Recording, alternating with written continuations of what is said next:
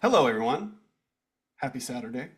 Welcome to the main event. I'm Charlie. I'm the head poodle walker here at Momentus. I'm so excited to have Vico back today, the amazing Vico Ortiz. Just a few points of order before we begin. If you have a meet and greet ticket, just stick around right here and we'll do meet and greets directly after the main event. The chat is now on. Would love to hear from everybody, where you're from, what you're up to. Just check in, make sure it's like a buddy check. Just make sure everybody's doing well. There's a Q&A box as well. If you have questions for Vico, you can just use the Q&A to ask those questions. Yay, look at all the people. We got Switzerland, Texas, New York, Wales. Oh man, okay. I'm gonna get right to it. Vico is an amazing actor, and we have so much to talk about. So I'm gonna bring on Vico right now. Let's make this. Let's get this party started, shall Oh we? yeah. Oh Oh my yeah. God. Oh my God. There are so many, and I see some like familiar names and I'm like, oh hi, hmm hello, how we doing? Uh, Good morning, good afternoon, good evening to everyone. This is gonna be a kiki, kind of like a tea session about my own personal life and how it parallels with our flag and Jim's polyamorous journey, but also multiple other characters non-monogamous journey, because I feel like the show itself encompasses a lot of really beautiful I want to say non-traditional, but I feel like oh, thank you, Charlie. I immediately jumped in. I was like, yeah, let's talk. It's so nice to see you. Bye. So good to see you. Bye. But yeah, please feel free to ask questions in the chat. I'm gonna start with a little bit of like how I realized I was polyamorous, and then my beginnings into it, because literally it happened as our flag started as well. So I assumed myself as a polyamorous person back in lockdown. Before lockdown, I was on a little bit of like I'm just hooking up with people. I'm not interested in any emotional connection, but I desired emotional connection. But before 2019, I was in a monogamous relationship of 3.5 years, and those last 6 months, we opened the relationship because I asked for it, and the person that I was with said yes because they didn't want to lose me, which is the first red flag. And and so we opened it up. There were no agreements, no boundaries, and everything that we had built as monogamous partners, that security of monogamy was gone. And so I didn't have the emotional maturity to handle all of my mistakes. So I ended up ending that relationship and feeling a lot of shame and guilt, because when we opened it up, originally it was just for me to hook with other people, hook up with other people. But I began to catch feelings with one of the people that I was hooking up with, and that panicked me. I was like, oh shit, what's happening here? I am deeply in love with my partner. I'm starting to fall in love with someone new. I am messing up left and right. This feels horrible. I am shutting it all down. I ended things with everybody, and then I began what I like to call my little fuckboy phase. Well, my friends tell me that it wasn't, because I was very clear with everybody that I was with that I just wanted to hook up. I wasn't looking for an emotional connection. And if anyone was trying to sway me into having a deep emotional connection with me, I would just be like, no, thank you. So I wasn't luring people into being in a relationship with me. But anyway, lockdown happens. I don't have the external stimulation anymore to run away from the grief and the uncomfortableness and the pain that I was experiencing with my last relationship.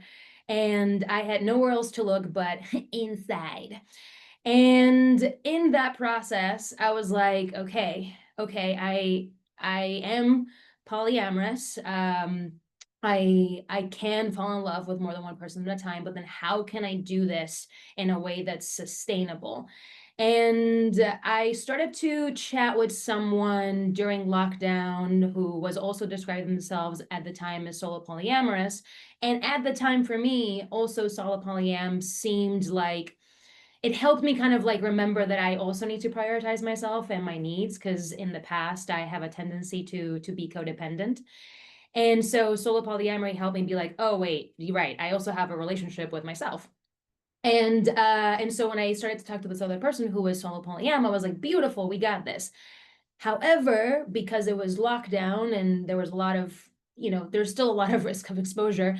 But at the time we were much more hyper aware of that. We decided that we were only going to be seeing each other in person while we chatted with other people. But that was the first time I started to fall in love with someone again since my last relationship. And because I had been running away from all that pain and all that grief and all that uncomfortableness, and I was shoving it down with all the external stimulation that I was doing before, when I began to date this person and start to catch feelings with this person, all of that pain and all of that grief started to like come through again, because it was like, oh, finally you're feeling things. Let me out, let me out. And I panicked again, because it's really uncomfortable being able to hold space for multiple things at the same time. And I still hadn't done the inner work to really hold space for it all. So at the end of 2020, I started therapy and I ended things with this person because I needed to kind of like reconfigure out what is it that I needed.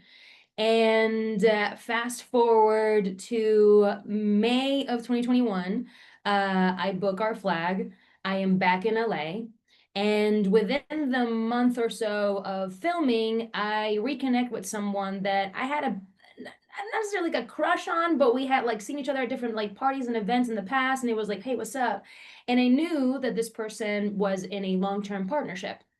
And I was like, you know what? I think this is good. I think it's a good way for me to like get dip my toes into the world and see someone that already is in relationship with somebody else, right? And so I'm doing this while I am filming our flag, and it's really cool because like it's the first filming our flag the first season, so this is like May of 2021. May, June. And so it's really fun for me because I'm like, at the chair, getting the nose on, getting the beard on, and talking about how I'm going on a date with someone who is in a 5-year relationship with somebody else, and everyone in the makeup chair or in the makeup trailer or in the hair trailer were just like, interesting. Tell me more about this. And that really started to kind of like dispel a bit of the shame that I was experiencing with my very first non-monogamous experience, and being able to be like, oh yeah, I felt super secure. We went on a date, and like I know that this person is like, nesting with this other person and like been partners for 5 years, but I feel really cared for. And in that dynamic, this person recommended me Polysecure. And I like immediately bought the freaking book, and not just the physical book, but also the audio version of it. So imagine me in between scenes for Our Flag Means Death season 1, listening to this audiobook, walking around, just like, oh, interesting. Okay, so attachment styles, anxious attachment, dismissive avoidant. And because I was also exploring Jim's storyline, I was like, ooh, I think even though I'm very peppy and all these things and very high energy, silly goose, and Jim is more serious goose, we both have that similarity of like avoidance and not wanting to open up so deeply, right? And I was like, oh, okay. But then they meet Olu, and Oluwande is this like soft and vulnerable person that is genuine and wants to actually be there for Jim and be their family. And as I was like experiencing that with Jim, I was also listening to Polysecure and being like, oh wait, hold up, I gotta start kind of like opening up myself a bit more, just like Jim is opening themselves more to Olu, right? To create that security, to create that connection. And so once we wrap, I'm like, I think, and also even like filming with season 1, I remember seeing like scenes where I was like, this show is like pretty polyam. Like there's not just, I mean, of course, in the first season, Jim and Olu were just with each other, but when it came to, for example, Steed and Ed, and Steed and Mary and Doug, there was a bit of like, you know, polyamory, non-monogamy situation in there. There's a scene where there's literally like Doug making breakfast while Mary and Steve, like they were just all in bed hanging out. And, you know, fast forward years from that scene, in my own personal life, I've gone to experience being able to, you know, be in support of a partner who also has another partner, and we're like, oh hey, like grab some soup, we got some stuff, like let's take care of each other, let's watch a movie, let's watch a show, and just be in bed, all of us just hanging out. That was like truly amazing. So seeing that in the first season of Our Flag, and also Jackie with the 20 freaking husbands. Although Jackie's more polygamous than polyamorous and has no problem killing husbands if need be. Which this is a scene that I, you know, record, and we are, you know, we say the scene, but we also start improvising and trying new stuff.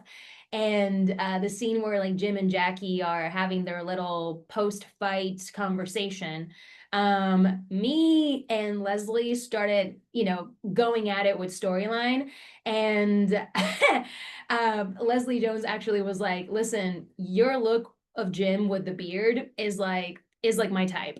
And I was like, oh, I'm gonna use that. So in the scene, because also the wig that I used for Jim's bearded look is the same wig that Fernando Frias, who played Alfredo de la Vaca in the flashbacks, it was the same wig. So there was a part of me that was like, what if I just like, you know, like mimicked the look of Alfeo to kind of lure Jackie into putting her guard down so then I could, you know, go in the back and try to grab my dagger. And so we began flirting and kind of being like, yeah, I mean, I figured you like this look because I kind of look like Alfeo, and you know, started to fuck around with that, and kind of being like, hey, there could be something here. There could be something here. I'd be down if there was. And then, you know, the first season is wrapped. And I officially am like, okay, I think I'm ready. I've read Polysecure. I feel secure. Theoretically, I know exactly what I want. And I, a little bit after that, met my partner, my anchor partner and nesting partner now, on it.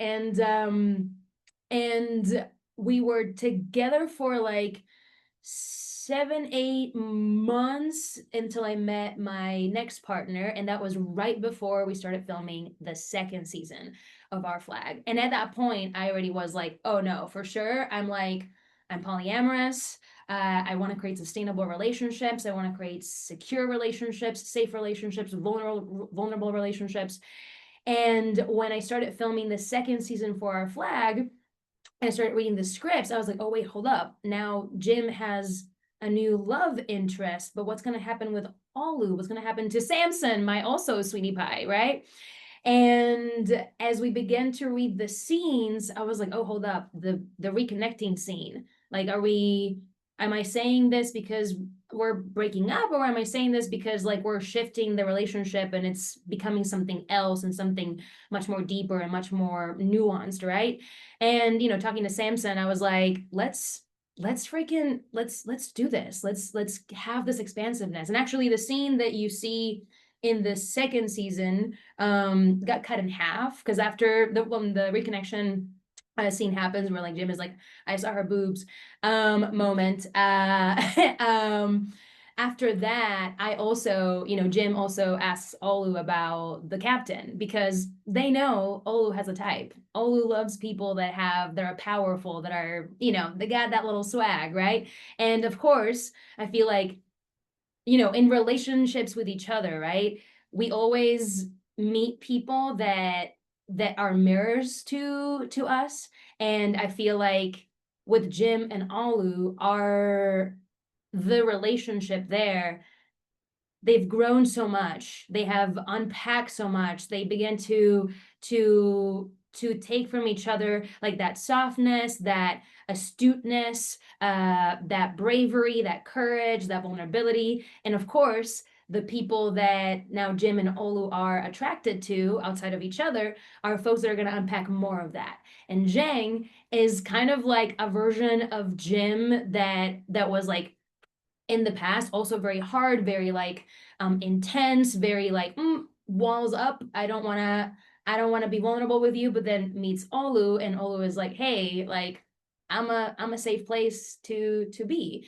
And then Jim starts meeting Archie, who's someone who's so playful, right? And I feel like in that second season, and something that I also experienced within my own polyamory journey, is that when you have two people in your life, they bring up different things from you.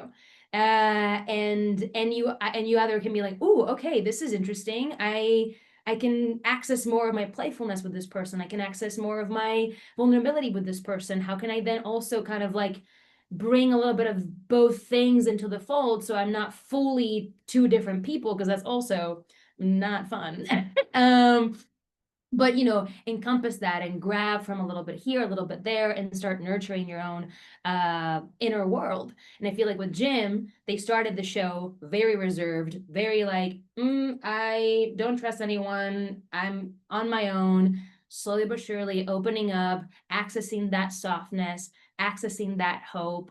And then with Olu, and then meeting Archie, and then being, oh, I can be playful too, I can take up space, I can be loud.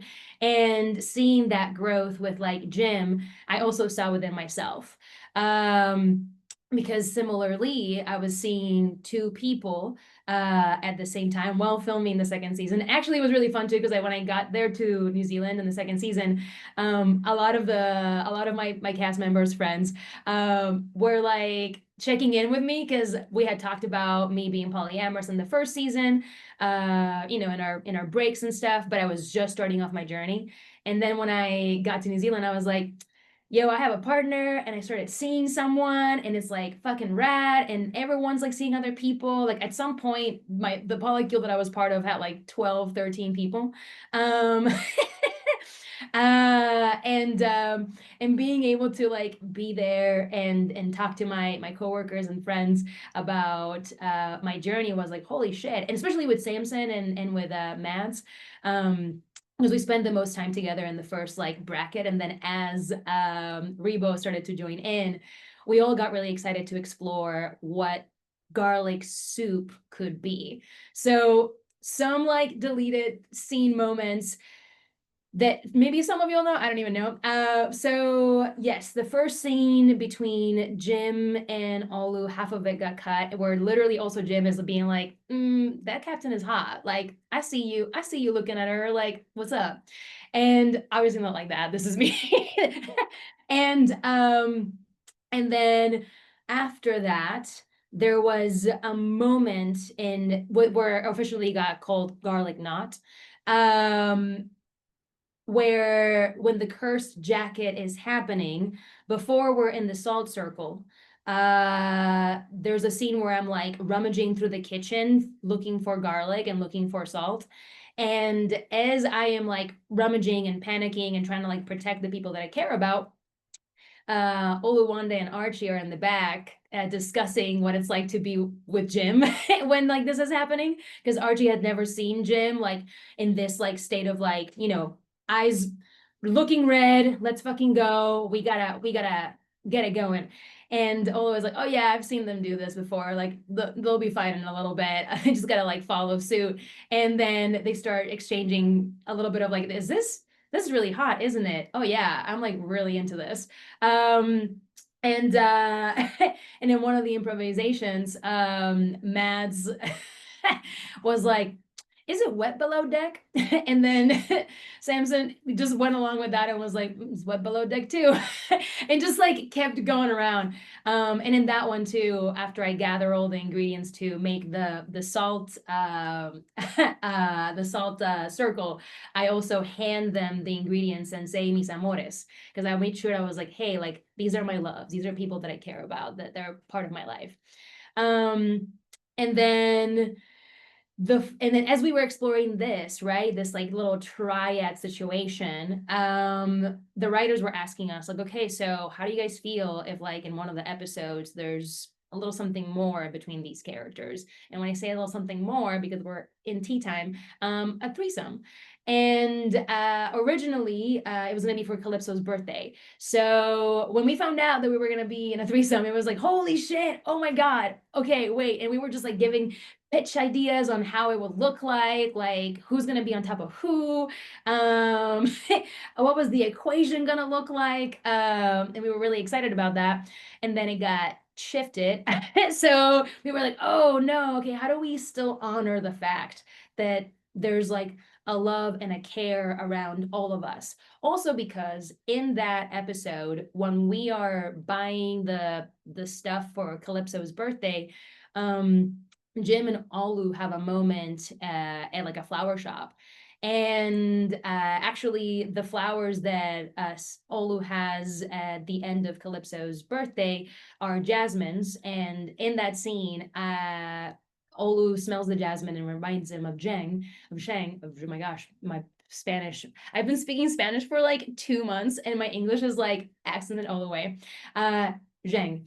And so he smells the flower and he's like, reminds me of her. And I'm like, do you miss her? Like, maybe, hopefully we can find you someone that doesn't want to kill me. And like, maybe we can do a little something. Maybe we can figure something out where like you can find a new person, right? But I still, put the flower on his chest. And then after Calypso happens, us, me, Samson, and Mads, because we didn't have the threesome, decided to still have that little dance moment and have a lot of like intimate moments one-on-one with like with each other in that episode, just to kind of like still honor the fact that there was something between the three of us. And at the end too, there was a different scene that one got cut where Jim and Olu are kind of like, okay, we survived another raid again, or survived another attack. And me and Samson were like, should we have a little peck at this? Like, I think it'll be cute to have a little peck. And we did. And it was beautiful because like literally after that, then we meet Zheng again at the Republic of Pirates. And we improvised a bunch during all those scenes because we wanted to like have that like familiarity. There's a little bit at the end where Olu comes back and is like, hey, I'm gonna leave with Zheng. And it's like, wait, hold up. That was not the agreement. I was like, yes, come back, but like, hi, hello. Like you can be with us, like you don't have to leave. And I feel that, even in my own personal polyamorous journey, I feel like it's been really beautiful to see the many ways in which we can grow with people and also alongside them or even far away. But of course, all talked about, right? All agreements talked about. So if I'm in a partnership with someone and that person is going to leave the country for like a year or whatever, and meet other people, how can we still feel connected in that distance while there's other relationships happening, right? So I feel like that would have been a next step conversation, not so professionally done between Jim and Olu, but something around like, okay, well, if you're gonna be traveling with Zheng, how can we still feel like we're anchors to each other regardless of what happens? And so yeah, we for that last scene we just like started improvising like, oh yeah, we sleep together, like this is we share the same room, so like also Zhang, you can like come forward and like kiki with us. And we were all, I mean, between Rebo, Samson, and Mads and I, like we were all just like, holy shit, I wonder what would it look like for a third season, all these different characters interacting with each other. Because like Archie and Jim are like badass fighters, so is Zheng. So I had like visualizations of like, oh my god, like headcanon moments of Zheng and Jim and Archie sparring at like the deck while Olu is just like hanging out watching us or like whatever. Like I was like, this is so fucking perfect because similarly, Jim has had that experience of being more vulnerable with Olu, and maybe they can like open up a little bit of Zheng too and be like, hey, I feel you. Like I understand the desire to like shut down, or I just understand the desire to run away, but like you got family here now, right? And yeah, so I think like, I don't know, I feel like I've been yapping for a while. Should I take some questions? I feel like I like went deep on some stuff. um okay, yeah, loving yapping. Okay, cool. I was like, I don't know, should I ask some questions? Okay, beautiful, amazing. But yeah, I feel like for me, my own journey, and really within my own journey, I realized how much there is that we're just like expecting of people, and expecting of ourselves, and being able to explore polyamory in the show in a way that was so loving and caring, and without those expectations, other than the expectation of being cared for and held. That was like eye-opening for me, being able to see how Jim grew, and began to take up more space was like really beautiful as well. Because similarly, I was going through that too, where I was like, oh, I deserve to have my needs met. I deserve to like take up space. I deserve to voice what I need, and not feel like I'm too much, right? And shit, even with like, I didn't even mention like Lucius and fucking P, because I'm like, even though they got like matey, like those two are so fucking open. I mean, everybody in the boat, I feel like at some point has done something with someone. It feels very much like, it felt for me like when you're at a queer event, or at a dinner with a bunch of queer people, and you just look around and you're like, a bunch of us have been with a bunch of us at some point, and here we are in community with each other, with different partners or multiple partners or whatever that may be. I feel like that's what the boat felt for me. And I know that even though Ed and Steed seemed like they were going on a more monogamous or more exclusive route, that thing with Calico Jack, I was like, it seemed like Calico Jack was kind of like a comment partner at some point. It's kind of like, hey, I show up, we have a little fun, and then I peace out. So I'm curious too, like what would have happened, down the line with like Ed's various relationships throughout the sea, and how Steed would have handled that, or been like, wait, hold up. And same too with Izzy. That's like a headcanon for me. I feel like Izzy has like such a beautiful, intimate relationship with Ed, even though it was really toxic in the very beginning, but you can see them kind of like changing and shifting, and nurturing a different type of love and a different type of care. And Steed inevitably also feels like, oh shit, this person is really important. And if this person is important for someone that I think it's really important, then I also care about this person. And I feel like ultimately that's like what I mean, at least for me, like that's like the beauty of it. Also with Calico Jack, it's a beautiful example of how competition can come across, and how competition is no bueno. If at some point someone is like pinning you and another partner against each other, you gotta sit down and have a chat about that, because not good, not good. Okay, wait, I feel like I digressed. Questions, anything? Yeah, not the fun kind of pining. Not at all. But you see it with Calico Jack, and like literally having a pissing contest.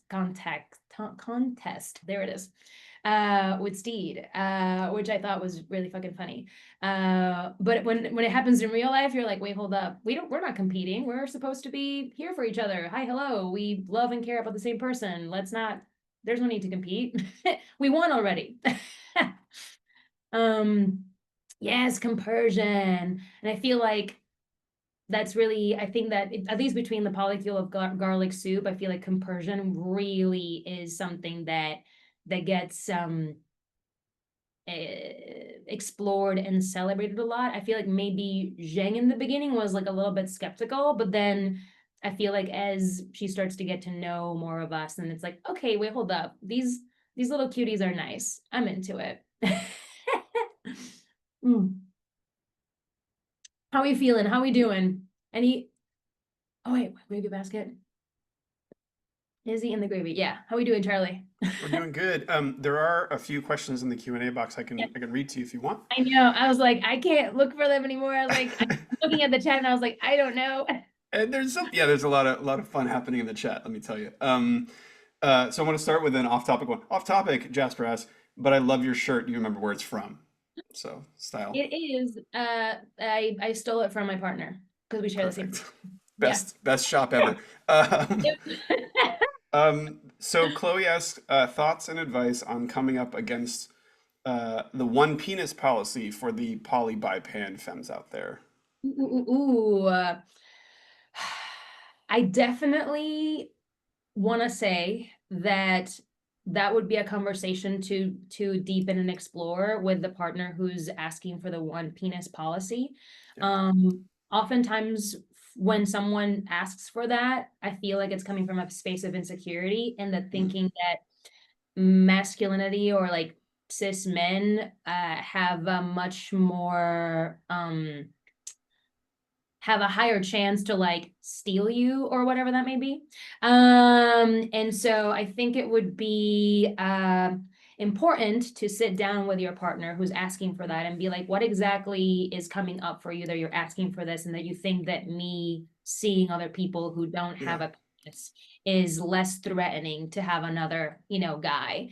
Yeah. Um, and so I think that that would be like the thing. It's just like, hey, I understand, and I'm seeing that there's something underneath here that should be explored, and with love, right? Because of course, if that's the first knee-jerk reaction of like, okay, yes, you can sleep with other people, but like one penis only, and it's mine. It's like, hi, hello, Yeah. let's talk about this. I get it. Let's be curious. What's coming up? What's the insecurity? What do you need? What would make you feel safer with me, and cared for by me? And maybe there's a little bit more hand holding that needs to happen. But for me, at least, like if someone is like one penis policy, I definitely am like, hi, something else is happening here. What's Yeah. let's chat about it. That Seeing would it be as like a symptom rather than the cause itself. Yeah. for sure, yeah, because I Got it. feel like it's, it's like there's of course a much bigger conversation, but like slowly but surely, like diving deeper and really being like, I want to be with you, and I can assure you that sleeping with other people, penises or not, I still want to be with you. Yeah. So figuring out how does that feel like, how that care feels like, so that you can have more than one penis in your life. Uh, oh, also, Arbor made a comment in the chat that I don't know if it's inappropriate or appropriate for this, but one strap for the whole polycule, that's unsanitary. Anyway, we're gonna move on to the, That is correct. That okay. is correct. Yeah, I feel like in general, rule of thumb, just also because like STIs, Yeah. Yeah. don't use the same toy on multiple people unless you use protection. So There we um go. Saving the have world one strap at a time. Uh, um, Jeremy, let's see. Jeremy asks, after the season two timeline, do you think their relationship would have stayed with Jim Archie, Jim Olu, Jim Zhang? Like, what would have developed, do you think? in my head, this is a head canon. Yay. It would have definitely been all four of them. I feel like it would have been normally well, not normally. There's various ways to like explore polyamory and multiple relationships. In my case, I date individually, although I'm not opposed to like dating together, and I actually think that that would be really fun. And down the line, I'm thinking of adopting, and also one of the conversations that we've had, it's like, what happens if we like meet another crew of parents and we're like, hey, we want to raise kids together? What's up? And then Yeah, just yeah. like have a big old fucking family. And so in my head, I feel like all of them would have been with each other in this like particular, because it could have been like Olu Zheng and then Olu Jim and then maybe Zheng Archie. But I feel like all of them like dig each other. So I feel Mhm. like it would be like a quad. Got it. Got it. It would be a quad. There's a beautiful fan art that I saw of all of them just like sleeping in the same bed, like cuddling in various positions. And I was like, that's the image. Like I would love that. Amazing. So Catherine asks, and this is interesting. What would you say to someone who's curious about polyamory and feels like it aligns with their values, but has barely dated monogamously? Do you think it's better or slash necessary to try monogamy first? Is polyamory too complicated to go straight into? I don't think it's I mean, I feel like any relationship is complicated, especially nowadays, and our nervous Yes. systems are going through a lot. And we carry a lot of trauma and we carry a bunch of other things. So for me, if you like are someone who um is polyamorous and you're curious about it, exploring it, I'd say just dive into it.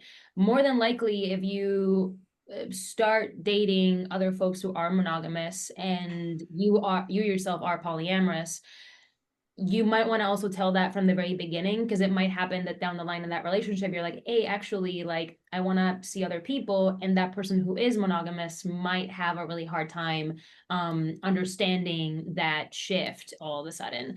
But is it possible to be polyamorous and date people who are monogamous? Absolutely. I had a friend who's married and has a girlfriend, and my friend is polyamorous, but both the husband and the girlfriend are monogamous.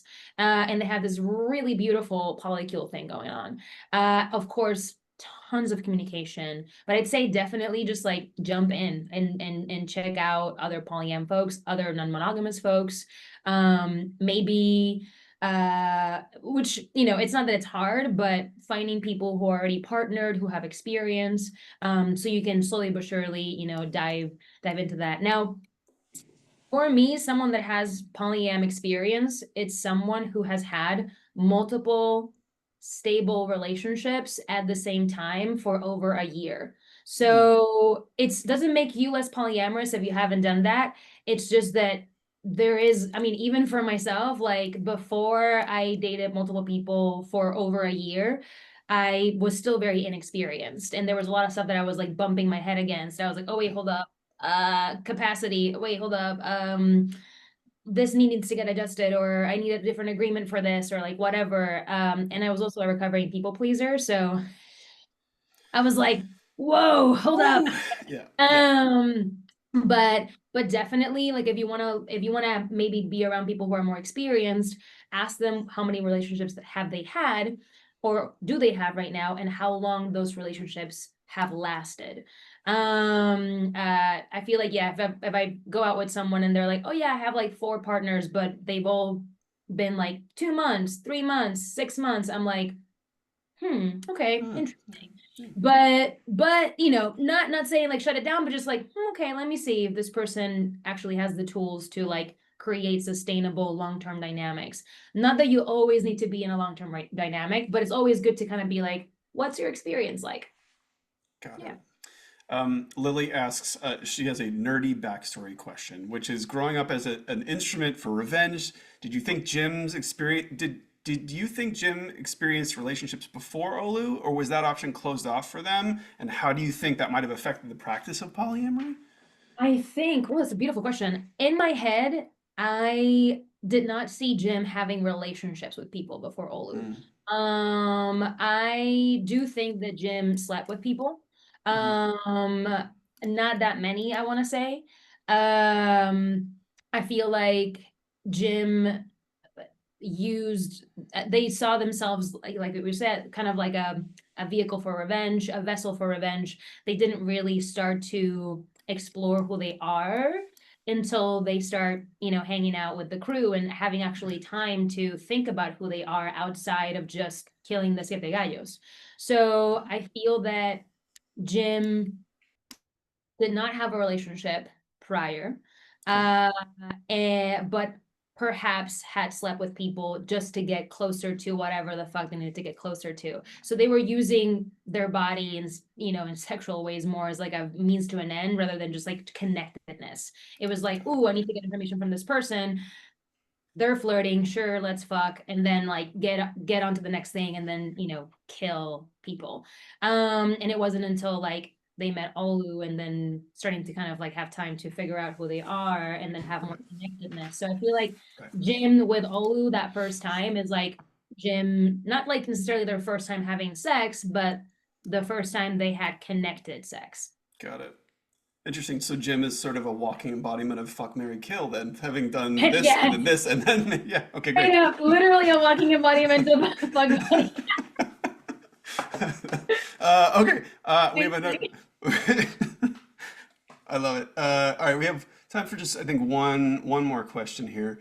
An anonymous attendee would like to ask, what are Vico's thoughts on queer platonic partners when folks are on the ace arrow spectrum and aren't getting all of their emotional mental needs met? I am a huge fan of queer platonic relationships. I especially after beginning to explore my polyamorous journey, I really begin to see my friendships differently and really treat them as partners, and that have these like queer platonic relationships in which I care for them. I go on dates with them. We have parallel play hangouts where you're just like, you're in the sofa, I'm on the other side, and we're just like working together or doodling together and just having that like, different type of intimacy. Having coming over and I cook for them or they cook for me or we have sleepovers. And, since this is like a more intimate kiki, I also have friends in like which I have seen naked. We sleep together naked, but we don't have sexual interactions. We just like want to be close and hold each other and cuddle, and that's okay too. And I one of a couple of friends that I like consider them like my queer platonic erotic friends, because it's very much like we are so connected, but we haven't kissed, we haven't had sex with each other, but like we're so comfortable in being around each other's bodies and just like hanging around.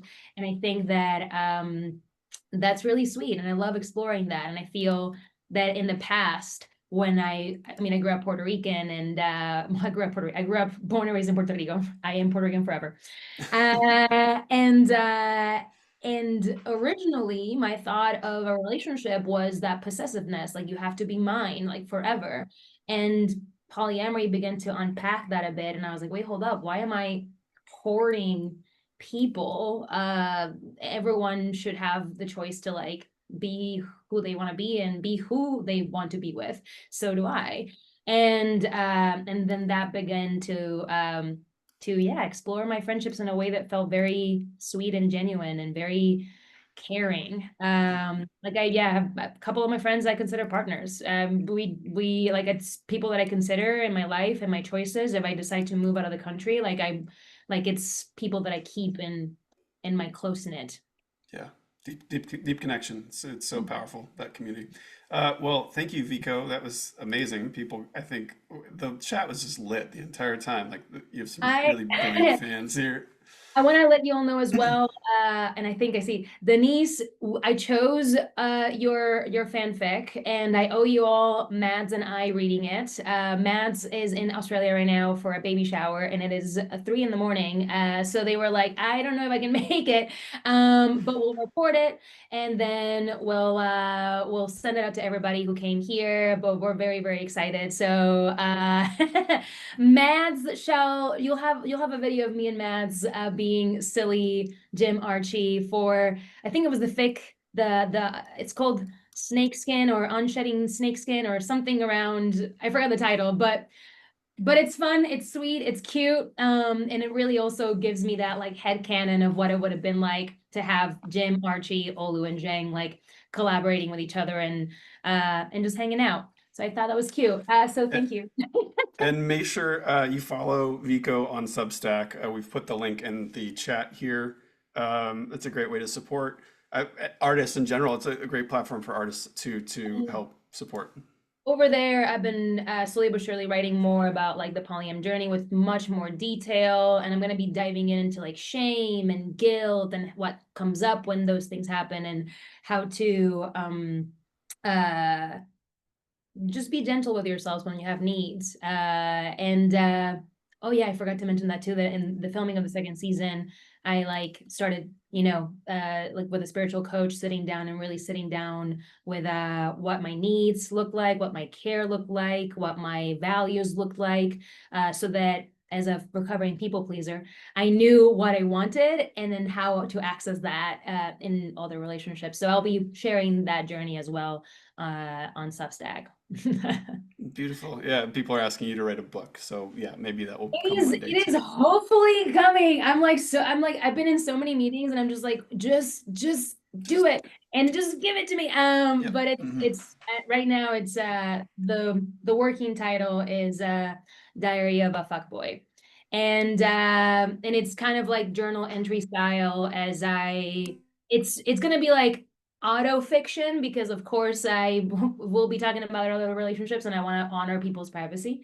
Um, but um, but yes, it'll be Diary of a Fuckboy, and then it's kind of like journal entry style as like this person slash me goes from that dismissive avoidance and shutting down and not wanting to open up, but wanting intimacy, and then slowly but surely healing and becoming the lover boy that they are. Love it. So that's gonna be, but I'm like, I'm so close. I'm like, just do it. Let's just do it. Yeah. But I'm Yep. Yep. practicing it on Substack in the meantime. Let's manifest it. Yeah, go support on Substack in the meantime. So we'll be moving on to meet and greets now. Thank you everybody for joining us. If you have a meet and greet ticket, just remain here, and our moderator will invite you to come on over. Lovely. Yeah. So thank you, Vico. Oh my gosh, thank you. Oh yeah, there's a lot. There's yeah. I was like, Woo! Yeah, well, I know. Just suddenly the hearts and the moving and the things. All right. So if you don't have a meet and greet ticket and you can just exit the vehicle at a high speed, if you can just move to the exits and keep your hands, just don't lick. You can lick people if it's consensual, but just on your way out, just make sure you're